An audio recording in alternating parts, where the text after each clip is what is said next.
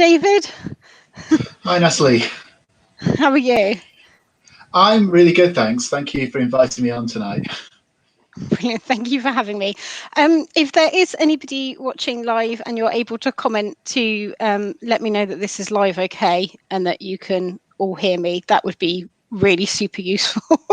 So I'll kind of like just sort of hum, plod for a moment to see whether anyone comments. But thank you very much for joining me, David. I'm really looking forward to chatting to you about disability history. I just wondered whether you could take a second to introduce yourself whilst we hopefully wait for somebody to comment and confirm that it is live and that they can hear us.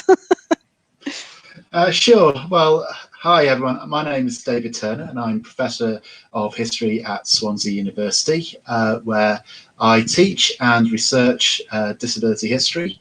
I'm particularly interested in the 18th and the 19th centuries, and my most recent book is called Disability in the Industrial Revolution, which I co-wrote with Daniel Blackie. Great, thank you very much for taking the time to join me.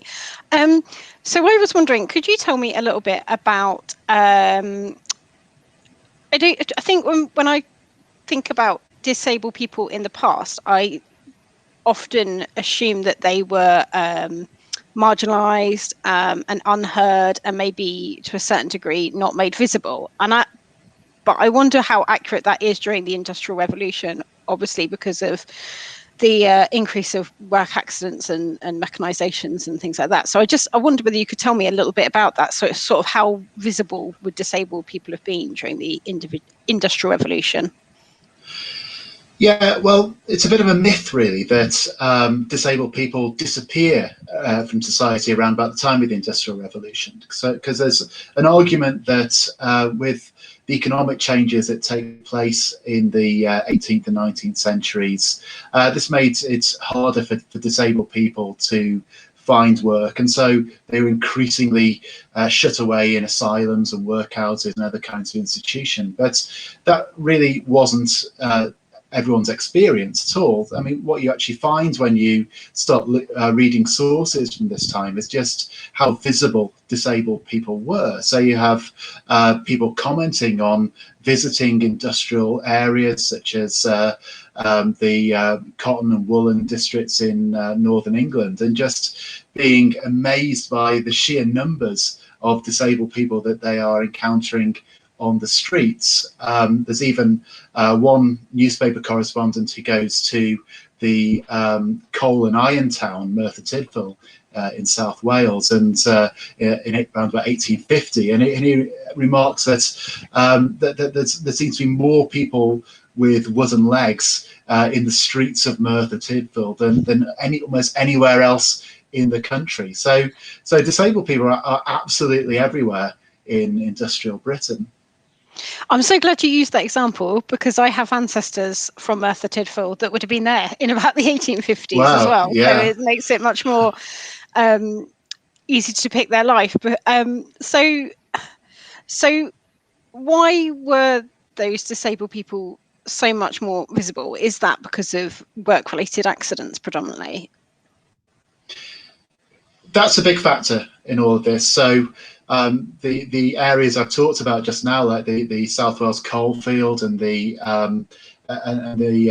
textile manufacturing areas, were quite notorious for the numbers of industrial accidents in the early 19th century. Coal mining in particular is regarded as a very dangerous industry.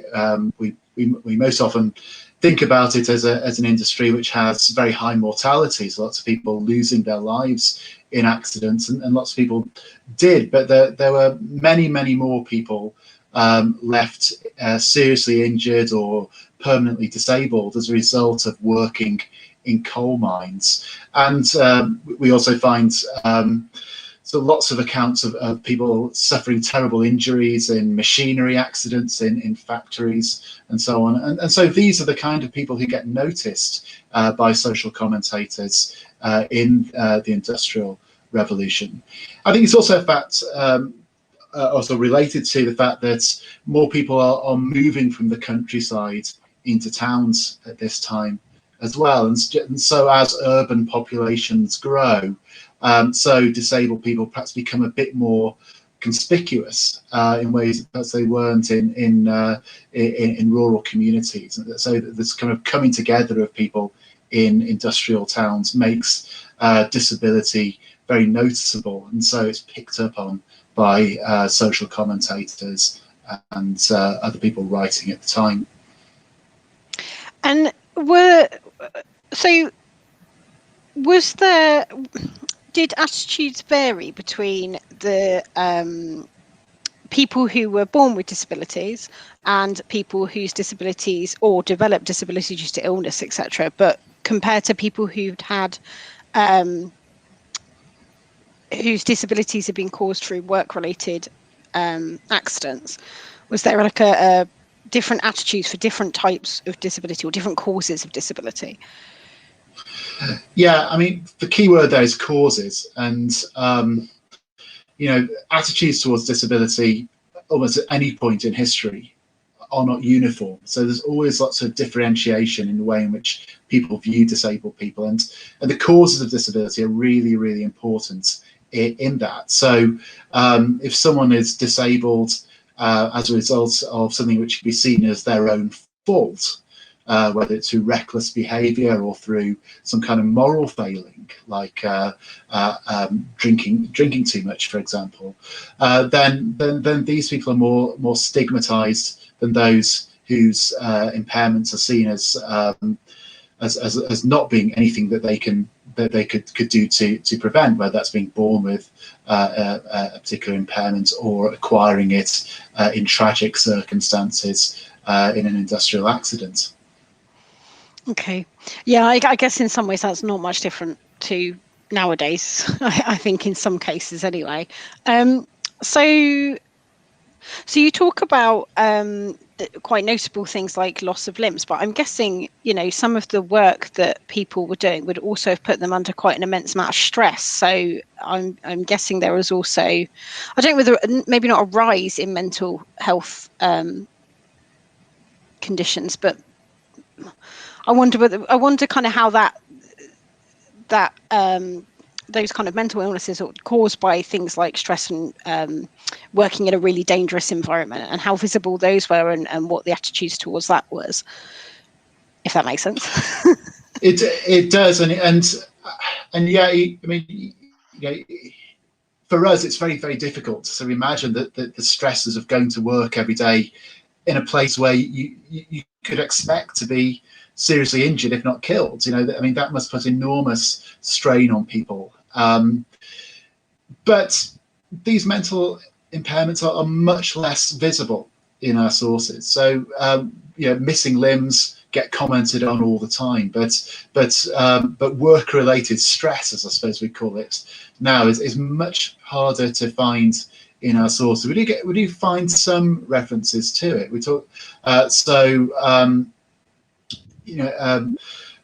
people who are wanting to reform conditions of work in factories, particularly people who are concerned about young children working in factories, sometimes refer to the kind of deadening nature of factory work and how this sort of dulls the intellectual faculties of children who were denied opportunities to go to school, for example. So those kinds of mental impacts of work tend to get picked up on a lot, but stress is something that we don't really find much of in the sources until the 20th century. It becomes much more, as time goes on, it becomes more of an issue as related to ideas about efficiency in the workforce and fatigue and things like that. But in the earlier part of the period, work-related mental ill health is often quite difficult to locate in our sources. And I presume that's the same for conditions that we would now call, PTSD and those kind of ailments. I'm guessing that's just as hard to kind of pick up, but I mean, it must have existed. Yeah, and we do find it. We start to find sort of discussions of trauma, particularly in not so much in the context of work, of industrial work, but in relation to military veterans in the second half of the 19th century. So, in particular, in North America, the veterans of the Civil War, many of them, disabled veterans, found their ways into institutions where where sort of alcoholism was a real problem amongst disabled veterans, and some historians have seen that as a response to trauma. Of course, it could also be a response to the boredom of being housed in a veterans hospital over a long period of time. So yeah, we do. I mean, it's not called PTSD. We don't get that diagnosis until quite recent times, really. But certainly from the second half of the 19th century, there's a great deal more interest in war-related trauma, and of course this takes off here in Britain, particularly after the First World War, and with cases of shell shock. Okay, thank you. I will come back to that in a second, but I just noticed a comment flick in, and I thought I would just pull it up on screen. So Helen was asking whether you know anything about sources for disabilities caused by TB, bovine TB. So I thought I'd pull it up before I forget it, but it's. I'm afraid I don't know a great deal about bovine TB. I mean, tuberculosis as a disease in the 19th century is very visible. So it's culturally it's very significant. We have the figure of the sort of romantic consumptive figure. Particularly, the archetype for that is John Keats, the poet. But there's a lot of interest in the 19th century in tuberculosis. I don't know enough about the history of tuberculosis to actually talk about different types of that. But TB is one of the most disabling diseases there is in the Victorian period. Helen, you might want to watch the interview that I did with Laura Newman from the Addressing Health Project, or get in touch with Laura, because she might be able to help you thinking about it just off the top of my head. I know that she looked at the history of TB, certainly for postal workers, quite closely. So, but thank you, David. One of the things you mentioned there was about, you mentioned that obviously people in the past wouldn't have called what we now call PTSD as PTSD, and that got me thinking about how, when you read about different disabilities, I mean, some things I guess must be like quite obvious in that you think, yes, that's clearly got to be this condition that we now cause X, but are we also do we run the risk of looking at the past and kind of putting modern diagnoses on the past when we're looking at various sources, and how do we kind of deal with that? It's a really good question, and it's as a historian, I try to avoid these kind of retrospective diagnoses because they can be unhelpful, because they reflect sort of modern ways of thinking about the body and diagnosing certain diseases. Now, I mean, you can read a source written 200 years ago, and you recognise certain symptoms, and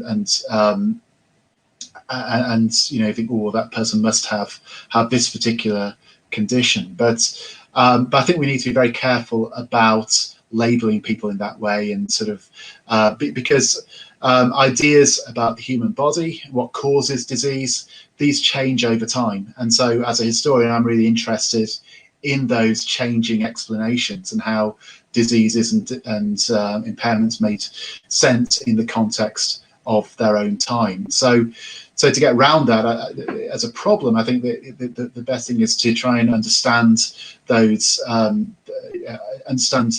medical history on its own terms, really, and try and think about the ways in which particular particular symptoms were described in the past and ways in which particular bodies were labelled. I mean, with regard to disability, it's quite interesting that a lot of what we think of, or ways in which we think about disability are quite recent, really. And it's only really in the 20th century that the word disability starts to be used to describe a certain group of people, or to describe a particular condition or a problem. And earlier than that, it's quite difficult to find words such as disability used in those terms. So yeah, we do find disability used in our sources, but the very few references to the disabled as a particular group defined by certain kinds of special needs status, or as being eligible for particular kinds of services or benefits. That's not something that we see until quite recent times. In fact, in the 18th century, the word disabled is often used to describe a person or a thing who is temporarily or permanently incapacitated. So it's often used in a military context. So if you type in disabled into a newspaper database of the 18th century, you'll find loads of references to ships, because these are, it's a particular warship that's currently disabled, so it's in dock, it's getting patched up, ready to go back out to sea. But then you do get some people described as disabled, but they tend to be ex-servicemen or people who've been disabled in battle. So the word disabled in the 18th century has a sort of honorific status. So being able to say you are disabled sometimes implies that you've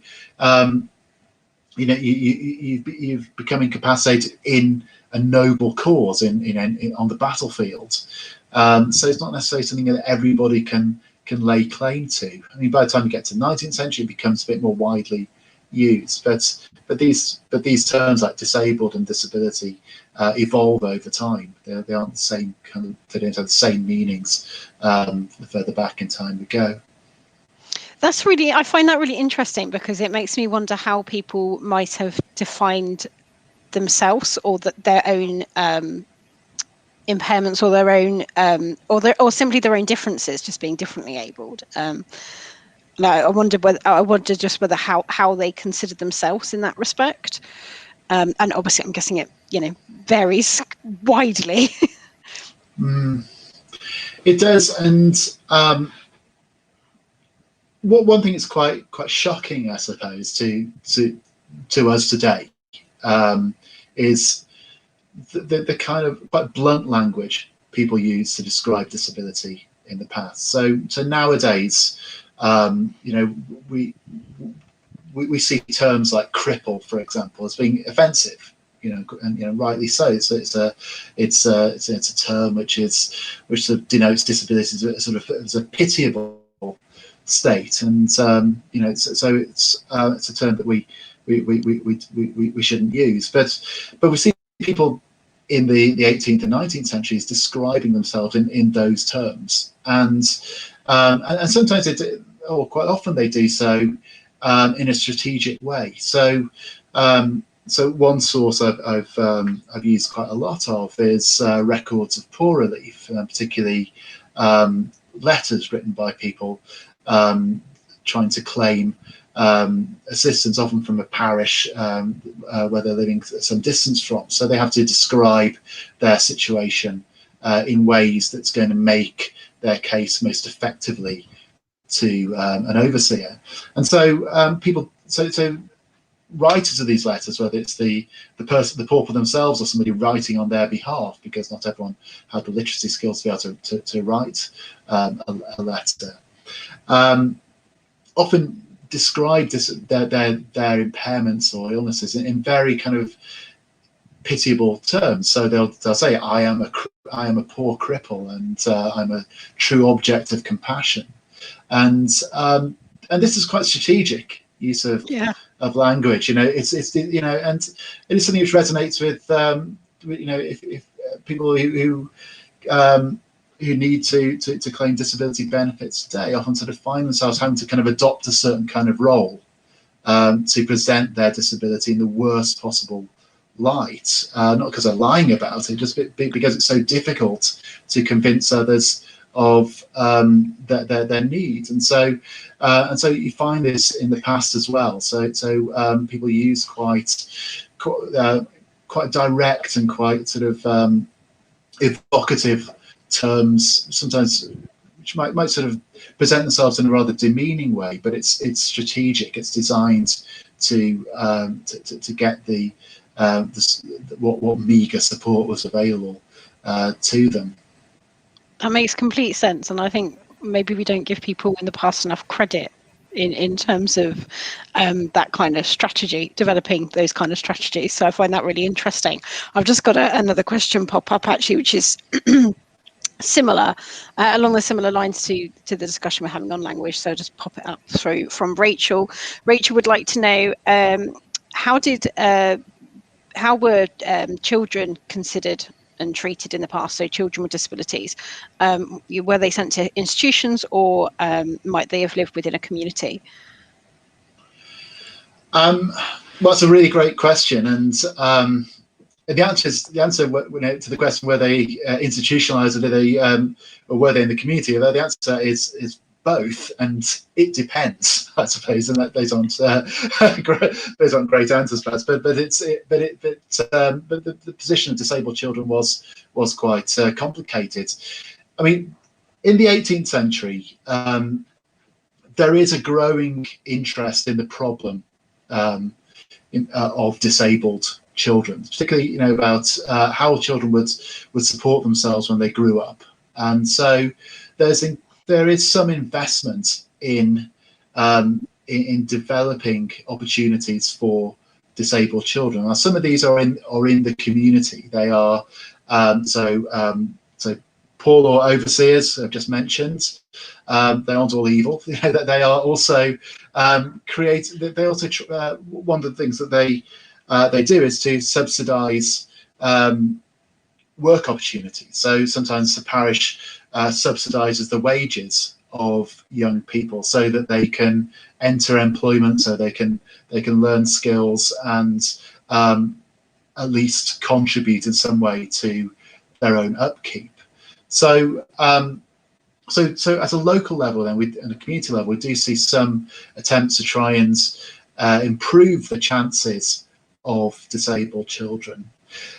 Children with sensory impairments from the beginning of the 19th century are increasingly educated in specialised institutions. So first half of the 19th century, we see a growing number of schools dedicated to the education of blind children and deaf children, to give give them some opportunities to gain the skills that would allow them to earn their own living. I mean, the philosophy behind all of this is trying to prevent disabled children from growing up to be a burden on the poor rates. So there's some investment, as I say, in trying to give them at least some training to help them in their later lives. Does that mean that some jobs as well, particularly if they were perhaps jobs associated or under the control of the parish or the church, maybe, were adapted or altered in ways so that people with different disabilities could perform those roles and get paid for them? Yeah, it's something which doesn't, it's difficult to find in the evidence available. I mean, it's a really interesting question, I think, to which I think where we need more research actually to find out about how work was adapted to enable people to participate. There is a view that it's easier for disabled people to contribute economically before the age of factories, because work is focused on the home. People have less pressure in terms of the times of work, so there isn't a kind of a clocking on time and a clocking off time, and this gives some flexibility to be able to work at a pace that's suitable for their ability. So this is one of the arguments that people have made, that factories change everything for disabled people, because then conditions of work become much more disciplined and rigid, and therefore it favours a kind of abstract, able-bodied worker who can perform a set amount of labour every day, so has a sort of a kind of a normal level of capacity to work. And I think to a certain extent that's true, but at the same time that doesn't mean that disabled people are entirely disappearing from the industrial workforce. In fact, you have some people in the debates about child labour in the 1830s and 40s arguing that certain workplaces are particularly suited for disabled people. So there's a factory foreman in Manchester who comes along to give evidence before the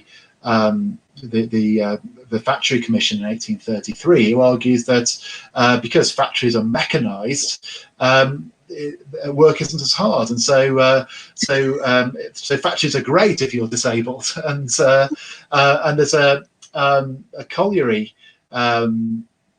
A colliery manager in the northeast of England, Monk Wearmouth near Sunderland, who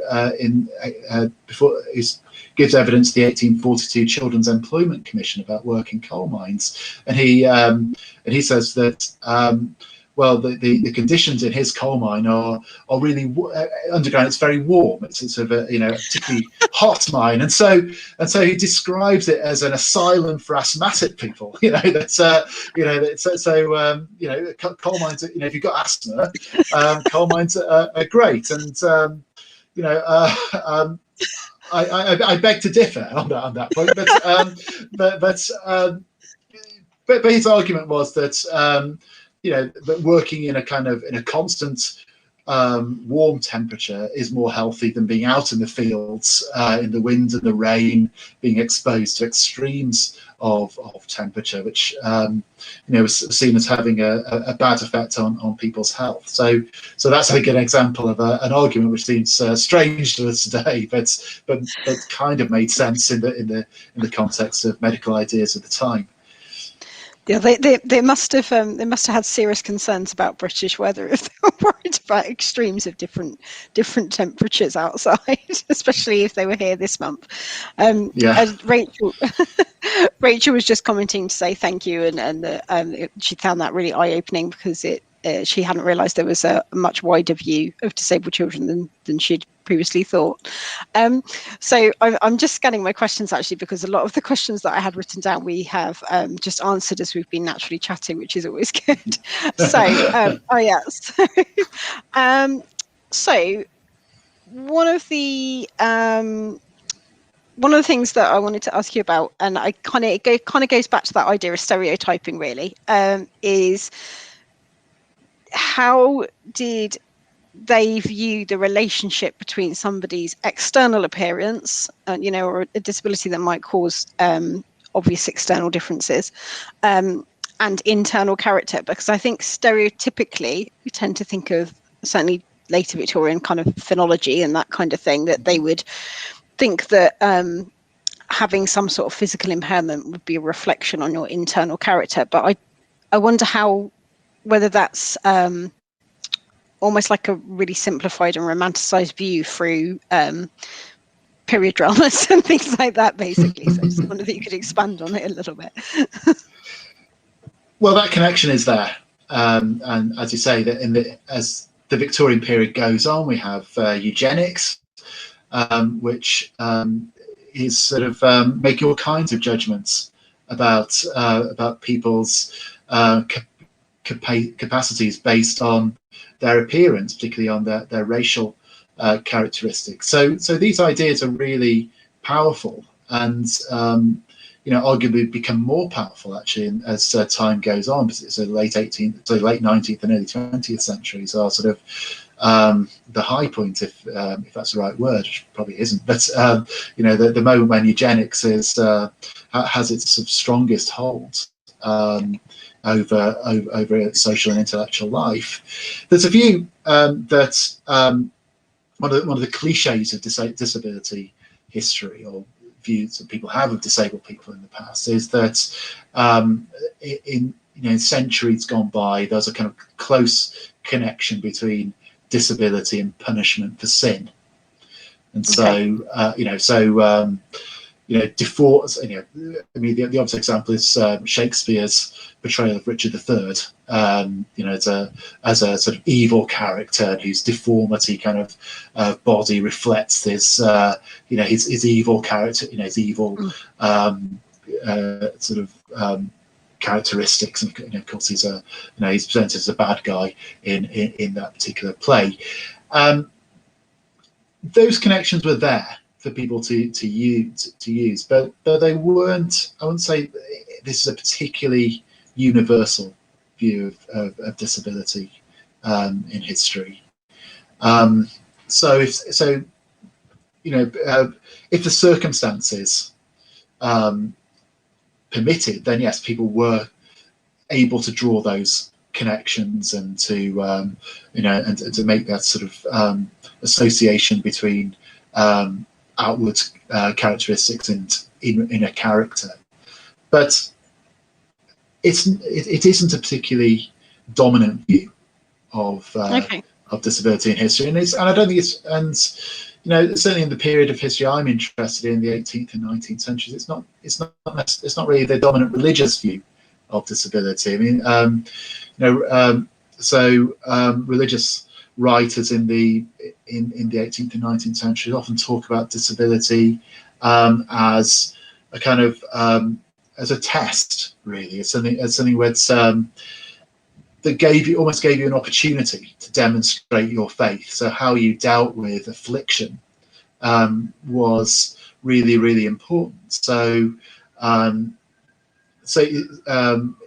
Methodist writing, which I think is a fascinating. I don't quite a lot of work on Methodist periodicals, which are fascinating sources for disability history, because I have all these biographies of people who've converted to Methodism. So you have accounts of people who suffer accidents or become disabled from working, and as they're confined to their sick beds for a period of time, and they have this conversion when they sort of find God, and then kind of become sort of spiritually enabled through their disability, because it sort of it means that they are sort of that they are sort of cast off from the sort of temptations of the world, and so they can, when they're confined to bed, they can devote themselves to prayer and meditation on the Word of God. So then they become sort of beacons of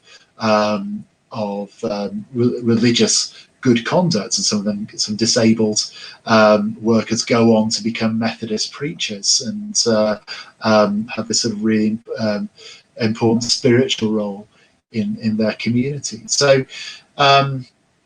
yeah, that's a very long-winded answer to your question. No, it was really interesting. But I think it's again goes to show that some of these cliches about disability in the past, they're not entirely untrue, because you can find examples that support that idea, but they're never really the whole story. And that's I think what I'm trying to do in my work, is try and sort of show the complexity of people's lives and experiences. No, I found that really interesting, because I certainly the kind of impression that I'd got was that was quite a prevalent view, rather than just one of many potentially. Okay, so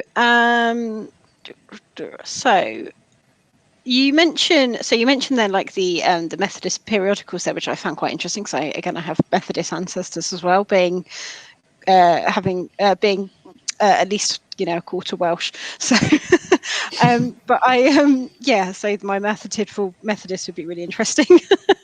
But yeah, you mentioned that as one of the sources, and you've mentioned sources generally as we've been talking, and I just wondered whether you could tell me about, if not just sources where we might find disabled ancestors, but also how we can go about learning about our disabled ancestors and what their experiences are like.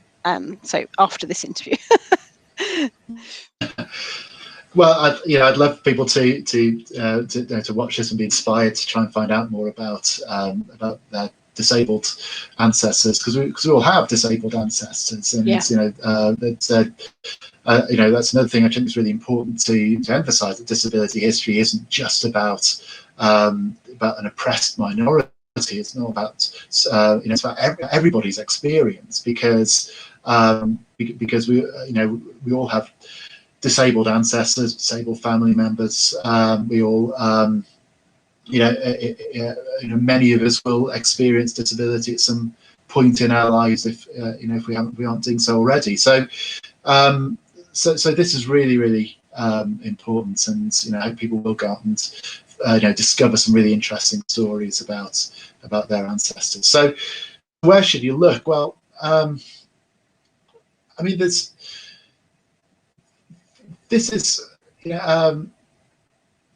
it's often it's difficult to direct people to the kind of the one source where they're going to find out about disability, because an obvious starting point would be to look at records of institutions where disabled people were housed, so asylum records or workhouse records, perhaps.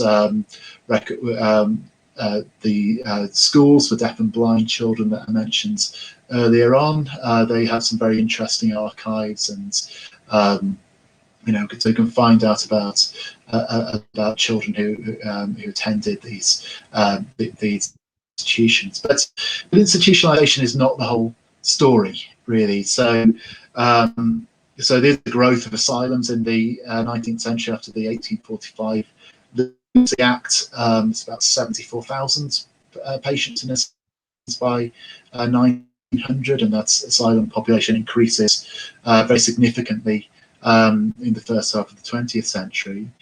Workhouses, again, the population of workhouses who were described as adult, non-able-bodied people, the numbers increase over the 19th century, but the majority of disabled people don't receive support in workhouses. So by about 1900, about 28% of workhouse inhabitants in Britain were disabled in some way. So that's significant, but it's not by no means a majority. So often we have to kind of find.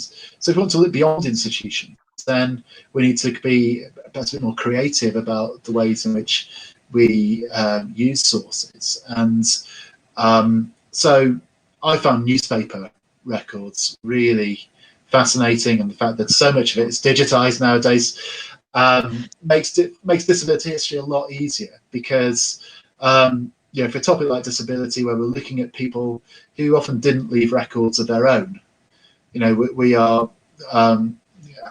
the ability to search electronic resources just makes life a lot easier in trying to find people who'd otherwise be very difficult to find in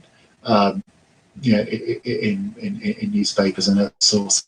So finding the right kinds of words to use to search these sources is important. So we need to kind of think like a Victorian, if you like, about disability. So that means, I think, having to draw on language, like as I said earlier, is considered offensive today, but will help us to locate people in sources such as that. I've got a student at Swansea University who's just finished a fantastic dissertation. Her name's Abigail Wotton-Brooks, and she's just done an amazing dissertation on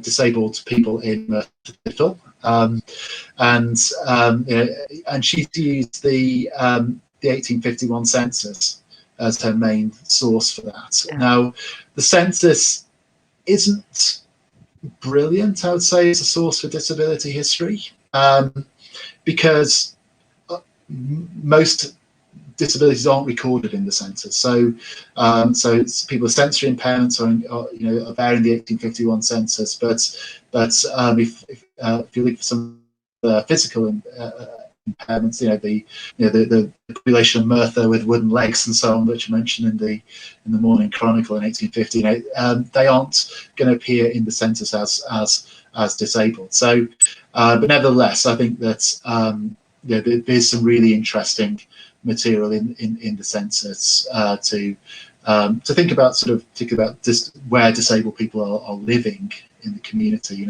Or to get into challenges again this idea of institutionalization, because my student found deaf and blind people living and working in that particular industrial community, and the other sources that she used for that particular topic to kind of fill in the gaps left by the census were government reports. I mentioned a couple of those already this evening, but commissions, select committees, these sort of parliamentary papers are absolutely rich with references to disability and accounts of ordinary disabled people's lives. So in the factory commissions and the Children's Employment Commission on coal mining, hundreds of disabled people are coming forward to give evidence, or being sort of pressured to come forward to give evidence by supporters of reform. And their stories are told in these official reports in ways that we can't really access them anywhere else. And it's there's a lot of source material out there. Sorry, I thought I just lost you there for a second. Oh, thank you, David. I found that I was giving a big thumbs up when you said the newspapers, because it's my all-time favourite resource of all time. I think I just spend all my life in the newspapers. I just can find out such a massive variety of things just by almost reading cover to cover as well. But that was really helpful. The only thing I was going to say about the census as well, I suppose, is that sometimes you can get clues. Although it might not say that somebody was disabled, I suppose sometimes there might be clues that something was going on. So, for example, if you had somebody that's always living with their parents that never leaves the home, that you might think that is always with them, always with their parents, doesn't get married, you might think that could be for a whole host of reasons, but one of those reasons might be that they might have a disability of some sort. So you could look into it. Just trying to think outside the box a little bit, and also what occupation people did as well. I suppose there's certain industries like the railways and the coal mining that you think they might be more likely to have developed an injury through work. I'm just scanning what kinds of words have we yet. We've done that one. So my next set of questions was about, I have seen, I just wanted to say, Helen, I have seen your question pop up in the comments, and I will ask David, but I think what I'll do is I'll just wait to the end and then do a 5-minute question roundup so that we don't interrupt the flow too much, just because we happen to move on from that particular segment. So what, when we talk about disabled people, I know that you said that people wouldn't have referred to themselves as the disabled as such, but were there different groups of disabled people, and were there alliances or tensions between those different groups or types of disabilities? Yeah, some of the experiences that I've talked about help to form communities, and particularly in special schools. And so in the 19th century, there's a lot of discussion around blind people's education. And so the experience of education that blind people got in schools eventually gave them gave them a sense of community, but also gave them the literacy skills to critique some of the methods of blind education and attack the segregation of blind people in separate schools. So it's a really interesting group of blind activists in the 1860s who are very vocal and in calling for the closure of what they called exile schools.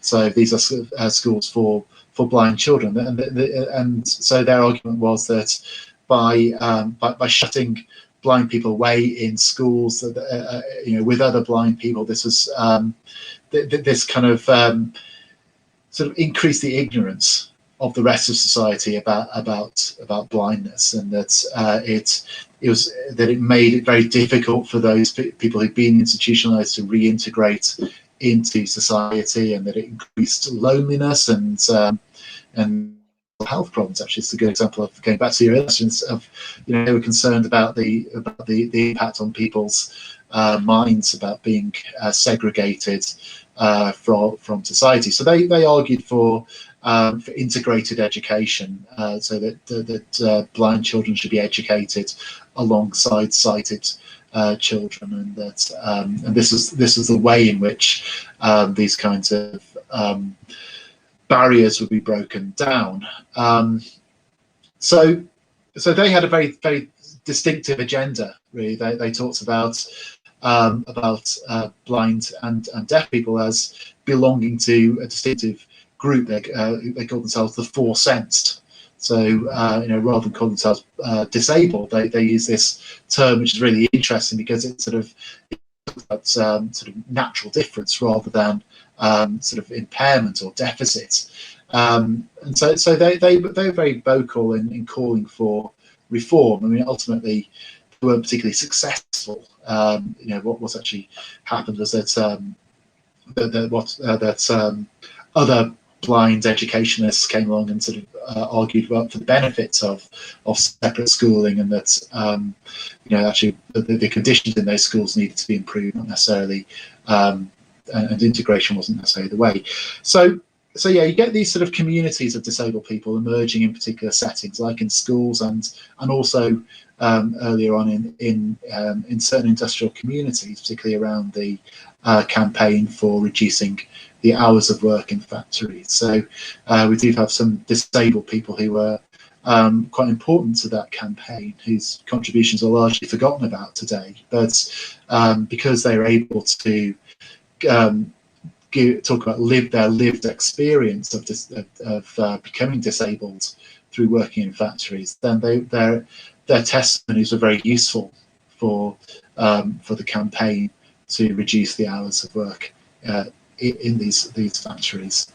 But there's not really a lot of but there's no kind of unified disability community that links together kind of disabled factory workers and blind people pushing for more integration in society. They shared some certain kind of common themes. Both were kind of concerned about the social effects of disability and the way in which society wasn't particularly accommodating of people who are disabled. So that gives them a kind of something in common with modern disability activists, but they very much exist as separate communities which never really came together in a kind of unified movement. That's only something which happens much more recently. Okay, that's really interesting. I find the history of sensory impairment really interesting generally, because it, I was just thinking about I was thinking in particular about deaf culture, as in deaf with a capital D, and how that's evolved quite potentially, I suppose, quite differently from being visually impaired. So yeah, it's interesting to hear about what that kind of political identity.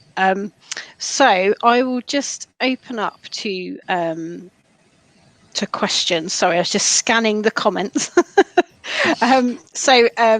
Helen has, and if anyone else wants to comment with questions, then that'd be great.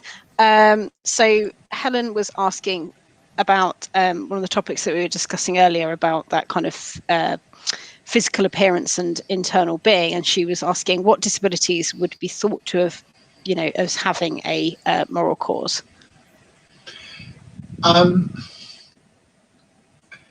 It's difficult to identify a particular kind of impairment, which is more often seen in moral terms than others.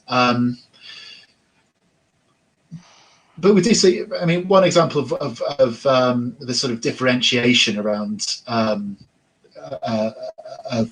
attitudes towards disability based on morality, you can see in the industrial context, is in the rules of friendly societies. These are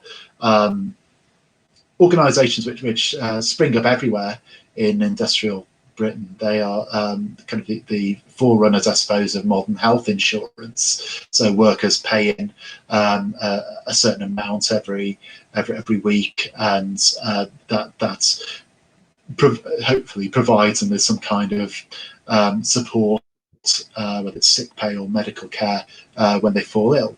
So the rules of these friendly societies, which are published, you can find them in lots of record offices,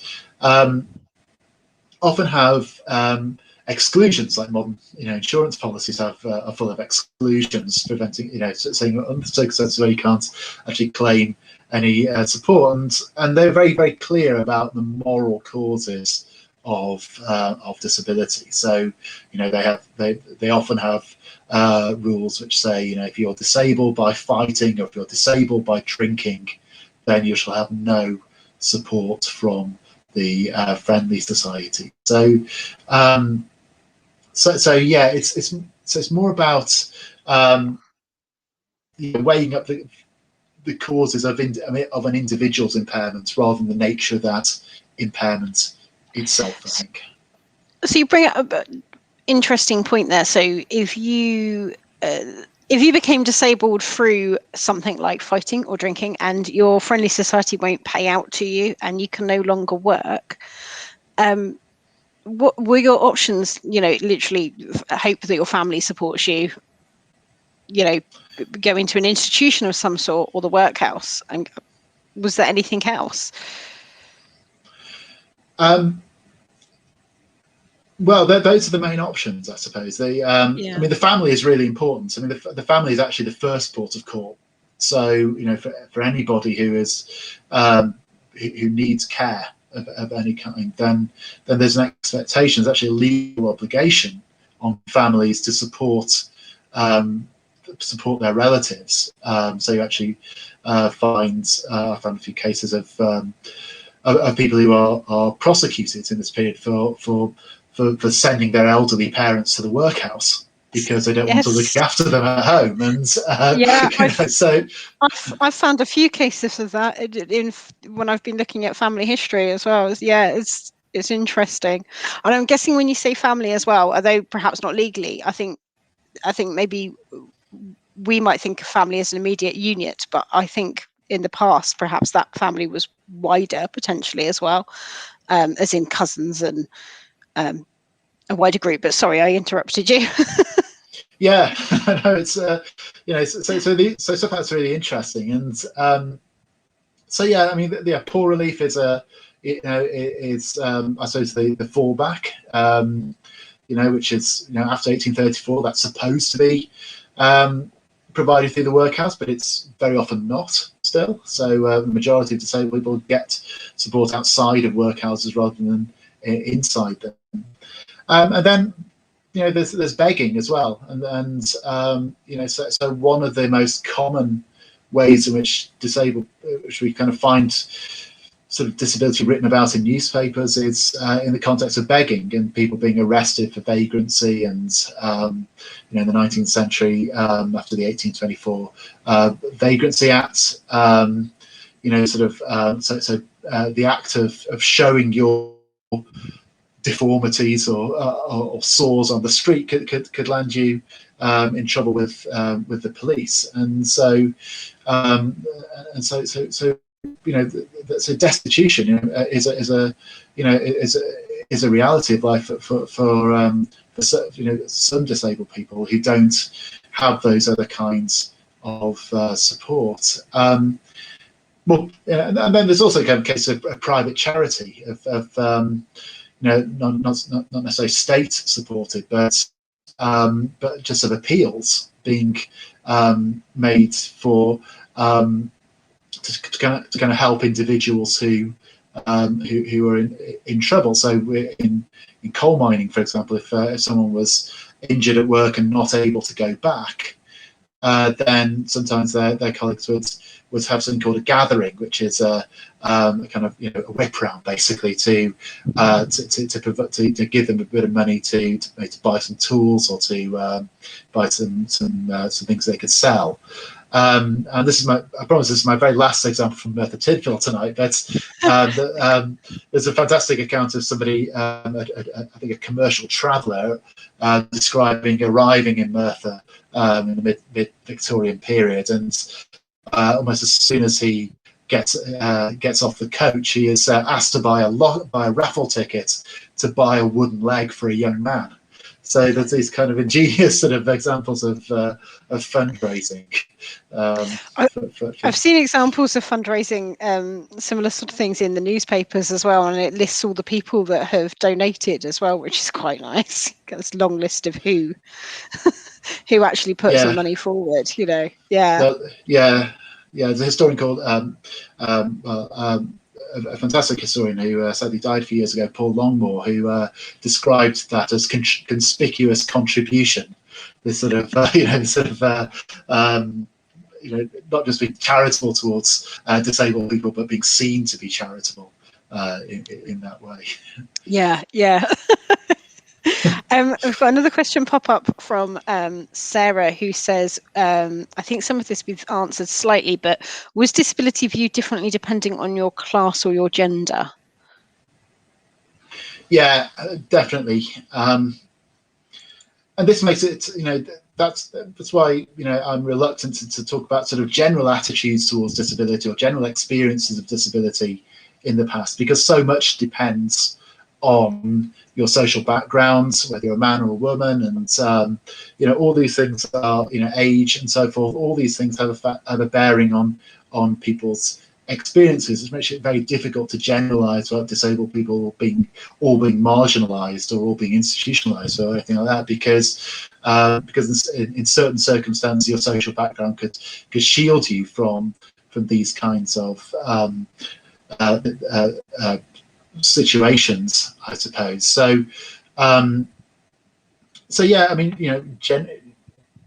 it could be very difficult, if you're from a poor background, to make your way if you're disabled, if you lack that family support, if you're more reliant on the kinds of institutional support that I just talked about. But there's also cases of wealthy, disabled people being born into wealthy families are seen as shameful family secrets, and so that they are sort of shut away by their families, and they're seen as embarrassing, and so you could say actually that in working class communities, disability is much more expected and much more of a sort of fact of life, and so it's something that everyone could experience, or probably would experience at some stage, and so there might be a more open and accepting view of disability amongst the poor compared to the rich. Gender's a really interesting point as well, and that disabled men are far more represented in our sources than disabled women.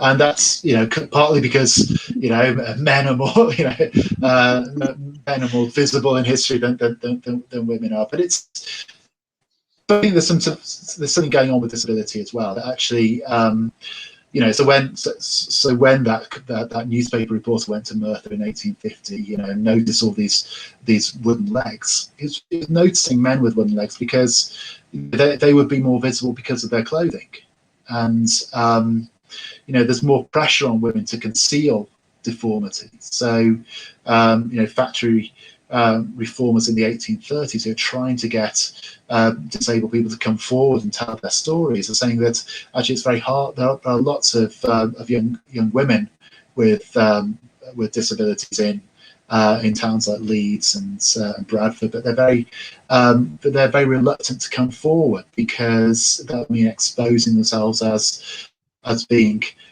defective, if you like, and that might ruin their marriage chances. So there are pressures on women to conceal disability that men don't experience in the same way, I think, and that has an impact on how disability appears in our sources. I suppose if you're a woman as well and you're striving towards middle class, then you might not want it known that you were working as well, potentially, and that anything work related happened to you. I guess there's like a whole nother kind of stigma thrown in there as well, and then add in eugenics and you've kind of got a whole boiling pot, really. Thank you, David. I found our talk really, really interesting. Can you remind me of the title of your book and where people can go and get it? Yeah, well, the book is called Disability in the Industrial Revolution. It's written by me and Daniel Blackie. And the great thing about this book is that it's available free. It's open access because it's based on research funded by the Wellcome Trust, and they kindly paid for it to become kind of freely available. So you can access this through Manchester University Press. They have a resource called Manchester Open Hive, which is where you'll be able to download the book. Open, that's OAPEN, is a website which also has open access books on it as well, and then you can download a copy there. And if you go to, if you're on Twitter, if you go to my page, which is at Dr. David MT, then I think I've pinned a link there to the book. So I've done myself out of loads of sales here, but I'm sure that people actually read the book, and with academic books, price is often such a barrier, I think, to people accessing some really interesting work. So don't buy my book, but please download it from the website. I will make